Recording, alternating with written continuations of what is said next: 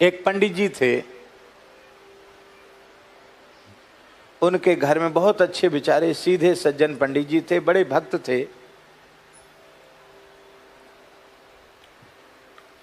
एक बड़े अच्छे महापुरुष थे श्री भगवान दास जी महाराज, व्यास जी पुजारी, वो सुनाते थे इस घटना।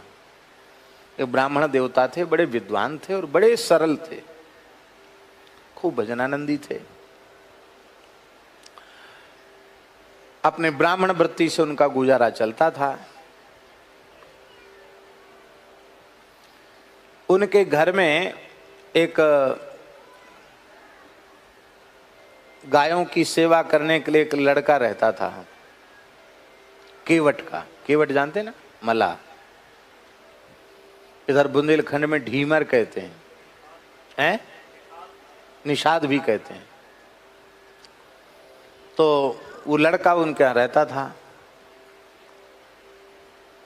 वो अकस्मात मर गया, जवान लड़का था, मर गया। बड़ा दुख हुआ, बहुत अच्छा लड़का था, बेचारा मर गया। गो सेवा करता था। एक दिन पंडित जी अपने ही घर के कक्ष में बैठे थे, कुछ भजन साधन कर रहे थे कि उसी समय उनको बंद कमरे में वो लड़का खड़ा दिखाई पड़ा। उनको बड़ा भारी आश्चर्य हुआ कि ठंड का समय है और हमने कमरे की कुंडी भीतर से लगा रखी है और ये मर गया था, 1-2 साल हो गया इस लड़के को मरे हुए। अरे जवान लड़का ज्यों का त्यों एकदम सजीवर हमारे सामने खड़ा है। एक बार तो उनको थोड़ा कांटे से उखड़े शरीर में। उसने कहा, पंडित जी आप डरे नहीं, मैं आपका अमुक नाम वाला सेवक हूं। हाँ हाँ, हम तुमको पहचान गए। तो तुम तो मर गए थे? बोले हाँ हाँ, हम मर गए थे, हम जमदूत बन गए हैं। क्या कहा उसने? हमारी पोस्टिंग हो गई है जमदूत के रूप में, नरक में हमको नौकरी मिल गई, जॉब मिल गया, हम जमदूत बन गए हैं और हमको यही ड्यूटी है जमदूतों का, उसका समय पूरा होगा उसको पकड़ लाओ, उसका समय पूरा होगा उसको ले आओ। तो इसी गांव का अमुक नाम वाला वैश्य है, उसका समय पूरा हो गया, उसको लेने आए हैं। अरे उसको लेने आए? वो तो आज ही 1-2 घंटा पहले अपने पोते की विवाह की लगन का शोधन करा के गया है कि हमारे पोता के विवाह का अच्छा मुहूर्त शोध दीजिए। तो हमने कुंडली मिलाई और मुहूर्त शोध करके उसको बताया है। बोले आपके मुहूर्त बताने से क्या है, उसका मुहूर्त तो जाने का आ गया। तो बोले वो तो बिल्कुल एकदम स्वस्थ है, कैसे जाएगा? तो उसने कहा जाएगा कैसे, बहाना होता है मौत का, ये हो गया इसलिए मर गए। मौत तो बहाना खोजती है। बस उसके पेट में दर्द होगा और बस चिल्लाएगा कि हाय पेट में दर्द उठा, बस उसी में खत्म हो जाएगा। अच्छा भैया तुमने तो बड़ी विचित्र बात बताई, और कुछ बताओ। नहीं, अब 1 मिनट नहीं रुक सकते, क्यों? उसका समय पूरा हो रहा है। जाते जाते पंडित जी ने कहा कि तुमसे बात करके बहुत संतोषित, तुम्हारी बात सच्ची हो गई तो हम जरूर कुछ ना कुछ विचार करेंगे फिर। पर एक बात है, तुम जैसे भी समय मिले तो हमको बीच बीच में दर्शन देते रहना। अच्छा पंडित जी, जय सियाराम गया। थोड़ी ही देर, मोहल्ले की ही बात थी, थोड़ी देर में मोहल्ले में से रोने गाने की आवाज आई। क्या हुआ क्या हुआ? अरे बोले हुआ क्या, शेठ जी अच्छे भले थे, ब्यारू भी कर लिए थे, अब बस पता नहीं क्या हो गया, पेट में इतनी जोर का दर्द हुआ कि बस तड़पते तड़पते दम तोड़ दिया। डॉक्टर वैद्य आमे उसके पहले ही तो चले गए, ठंडे हो गए, शांत हो गए। और उनको लगा कि हाँ बात तो एकदम सही, कोई कल्पना नहीं थी, एकदम बात सही निकली। तो अब वो जमदूत जो मर गया था ना, लड़का जमदूत बन गया था, वो कभी कभी पंडित जी के पास आ जाता था। थोड़ा सा समय होता तो आ जाता, 1-2 मिनट 3 मिनट के लिए आता, अब चला जाता। तो एक दिन पंडित जी ने पूछा कि भैया एक बात तो बताओ, तुम्हारे नरक के कानून क्या? रे बोले महाराज बहुत लंबी चौड़ी कथा है, आप थोड़ी देर में उसको बताया नहीं जा सकता और हमको फुर्सत नहीं है और थोड़ी देर की बात है नहीं। अच्छा एक बात तो बताओ, तुम जमदूत कैसे बन गए? तो हंसा, बोले अच्छा आज एक बात बता देते हैं तुमको, जमदूत कौन बनता है? बोले जो पाप कर्म करके भयंकर नरकों में जाता है और नरकों में यातनाएं भोग करके फिर 84 लाख योनियों के चक्कर में पड़ता है, फिर भगवान करुणा करके उसे मनुष्य बनाते हैं, फिर पाप कर्म में लगता है, फिर नरक जाता है, फिर 84 लाख के चक्कर में पड़ता है, फिर भगवान करुणा करते, फिर मनुष्य बनाते हैं, फिर पाप करता, फिर नरक जाता है। ऐसी नरक के कम से कम 100 चक्कर जब लगा लेता है तो जमराज कहते हैं भैया ये नरक का बड़ा भारी भक्त है, भगवान इसको बार बार अवसर कल्याण का देते हैं पर ये घूम फिर के यहीं आ जाता है। बोलते अब तुमको अलग से ट्रेनिंग देनी नहीं पड़ेगी, क्योंकि किस नरक में कैसा कैसा दंड भुगवाया जाता है पापियों को सब तुम्हें पता है, अलग से पढ़ाई लिखाई करनी नहीं पड़ेगी, दंड तुमको देना नहीं पड़ेगा, सिखाना पड़ेगा नहीं। अब तुम ऐसा करो कि अब नरक तो तुमको काटना ही है, अब तुमको यहीं जमदूत बना देते हैं, जब तक तुमको है तब तक यहीं कुछ सेवा करो। जैसे बहुत लंबे जो कैदी होते हैं, पुराने कैदी, उनको कोई न कोई काम दे दिया जाता है जेल में कि भाई अब तुम ये काम करो, ये विभाग संभालो, वो यही व्यवस्था है। तो बोले हमारा ये 100वां जन्म था नरक जाने का, इसलिए हमको जमदूत बना दिया गया। पंडित जी बोले अच्छा ठीक है, फिर जल्दी आना कभी। बोले हाँ फिर आएंगे। फिर क्षेत्र में कोई काम हुआ, फिर आया वो। तो ऐसी सत्संग होता था उस जमदूत के साथ। तो अब की बार पंडित जी ने पूछा अच्छा एक बात बताओ कि जमलोक की यातना तो बहुत भयंकर है, उससे बचने का कोई उपाय है क्या? उपाय तो है क्या? बोले जो मस्तक पर ऊर्ध्वपुंड धारण करता है, जिसके गले में तुलसी की माला होती है और जो निष्ठा पूर्वक एकादशी का व्रत करता है और श्री राम नाम का जप करता है, वो व्यक्ति कभी नरक नहीं जाता है। कथनचित उसके कोई पाप भी बन जाए तो वो पाप किसी न किसी प्रकार से इसी जीवन में भुगा करके वो चला जाएगा भगवान के यहाँ, उसको नरक में यातना नहीं होती। उससे कोई गलती बनी है तो वो भोगे न भोगे, ये भगवान का विभाग है, हमारे जमलोक में उसका कोई विचार नहीं है।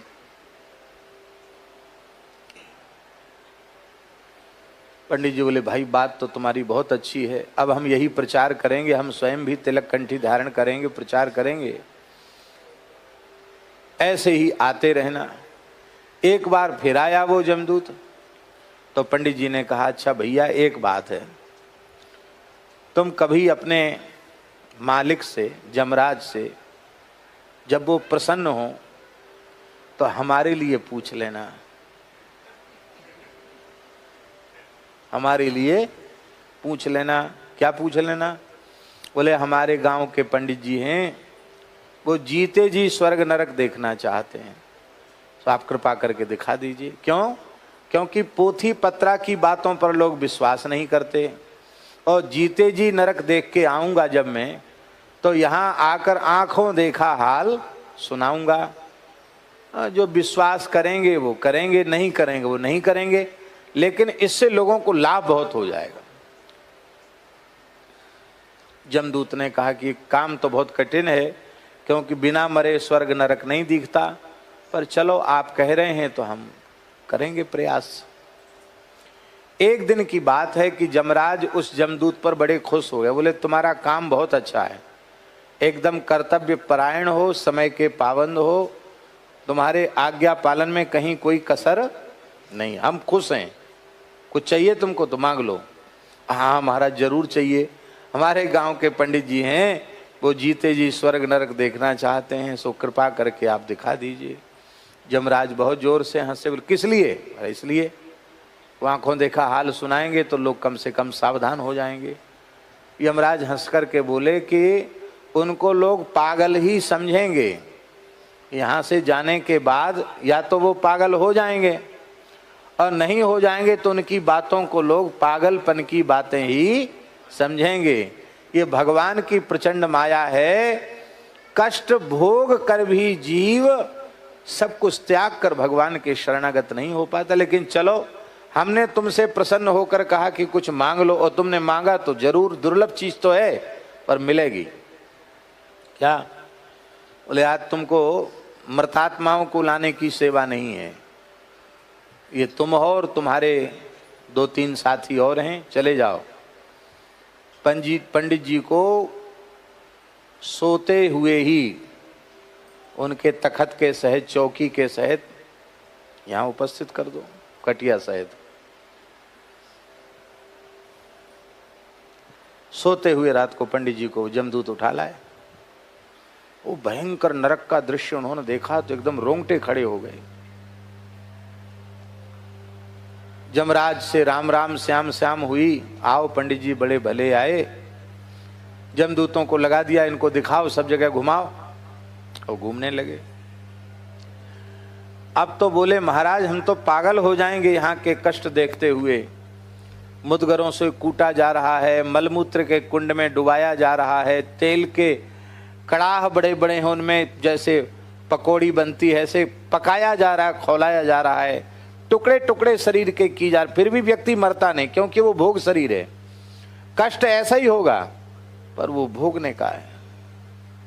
तामे जैसे भयंकर गरम हजारों योजन की भूमि में, तपती हुई भूमि में दौड़ाया जाता है, जहाँ अलग अलग नरकों की अलग अलग व्यवस्था देखकर पंडित जी घबरा गए।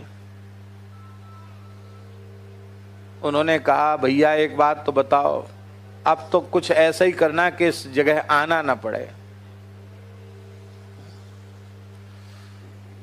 आना तो आपको पड़ेगा। क्यों? बोले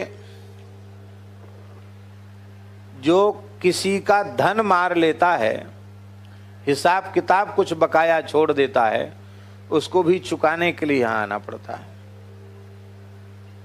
पंडित जी बोले हमने तो किसी का धन मारा नहीं। बोले हाँ तुमने मारा, तुम्हारे गांव का चर्मकार है, उससे तुमने जूती बनवाई थी और 2 पैसा बकाया रह गए थे उसके, लेकिन उसके मांगने पर भी तुमने नहीं दिए। उसकी ईमानदारी के 2 पैसा बनते थे। अरे क्या भगत हो तुम, तो हमारे गांव के ही हो, अरे ब्राह्मणों की सेवा करनी चाहिए, तुमने लोभवश उसके 2 पैसे मार लिए। वो 2 पैसे मार लिए, उसके लिए तुमको यहां आना पड़ेगा। अरे बोले भैया वो यहीं रह रहा। बोले हाँ वो तो यहीं रह रहा है, नरक में ही कष्ट भोग रहा है वो, हमको उसी के पास ले चलो, हिसाब किताब यहीं चुकती हो जाए तो अच्छा है। वहां पहुंचे, उसने कहा पंडित जी यहाँ भारतीय मुद्राओं का लेन देन चलता नहीं है और तुम कुछ लेके भी नहीं आए और यहाँ चलता भी नहीं है, यहां तो आना ही पड़ेगा तुमको। तो भैया तुम अपना हिसाब किताब यहीं चुकती कर लो। कैसे? कहते 2 पैसे का जितना चमड़ा होता उतना चमड़ा हम आपका उतार लेंगे तो हमारा तुम्हारा हिसाब पूरा हो जाए। बोला हाँ तो उतार लो। तो पंडित जी ने पीठ कर दी तो 2 पैसे का 1 बिलांद, संस्कृत में बितस्ती कहते हैं, हिंदी में बिलांद कहते हैं, 1 बित्ता, 1 बित्ता चमड़ा, 1 बित्ता लंबा और 1 बित्ता चौड़ा, इतना चमड़ा उसने रांपी से छील लिया। असह्य कष्ट हुआ, खून बह गया, लेकिन अब तो भाई उस घाव से अच्छा था, वो घाव अच्छा था उस नरक में दोबारा आने की अपेक्षा। बोले अब हमारा मन भर गया, भगो यहां से, चलो अब नरक नहीं देखना। बोले अभी तो बहुत बाकी, 28 प्रकार के नरक हैं। बोले सब देख लिए, हमारा हिसाब किताब चुकती हो गया, अब तो हमको स्वर्ग ले चलो, क्योंकि स्वर्ग भी देखना है। बोले नहीं नहीं थोड़ा देख लो नरक। तो जा रहे थे पंडित जी, वहां क्या देखा, वहां वो हंस रहा है क्योंकि उसके यहाँ जन्म लेने वाला। पंडित जी बोले तो तमाशा देखना, कितनी देर बाकी जन्म में? बोले बस कुछ क्षण बाकी है। जैसे इसके खानदान की एक बहू हरिभक्त को जन्म देगी तुरंत निकल जाए। बोले देखेंगे जादू चमत्कार देखेंगे। खड़े रहे महाराज। देखते ही देखते वो निकला कुंड से बाहर और आकाश से फूलों की वर्षा हुई, शंखनाद सुनाई पड़ा। उसका वो मलिन देह पता नहीं कहां चला गया, दिव्य देह प्रकट हो गया, विमान में बैठ करके चला गया ऊपर। ओहो हो, बड़ा चमत्कार भैया, प्रत्यक्ष चमत्कार है। इसलिए ऐसा कुछ करो कि तुम्हारे घर में हरिभक्त जन्म लें। ये आप कर सकते हैं, आपके अधिकार की चीज है। आप चाहें तो ये हो सकता है।